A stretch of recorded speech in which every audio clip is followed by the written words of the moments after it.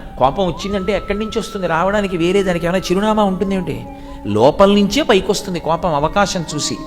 కోపం పైకొచ్చిందా మనుష్యుడు రాక్షసుడైపోతాడు.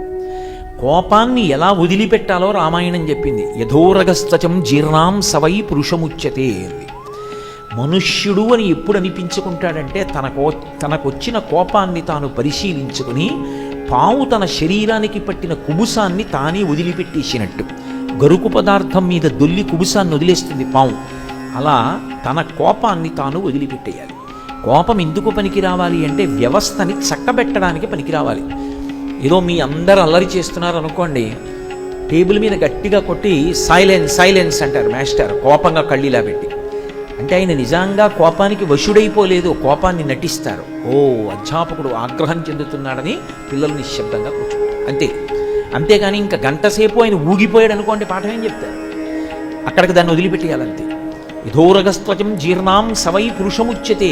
వ్యవస్థని దిద్దడానికి కోపం తెచ్చుకున్నావు, అయిపోయిందంతే. దానివల్ల ప్రయోజనం, వదిలిపెట్టేయాలి అక్కడతో. ఇంకా అదే మనసులో పెట్టు కూర్చోకూడదు.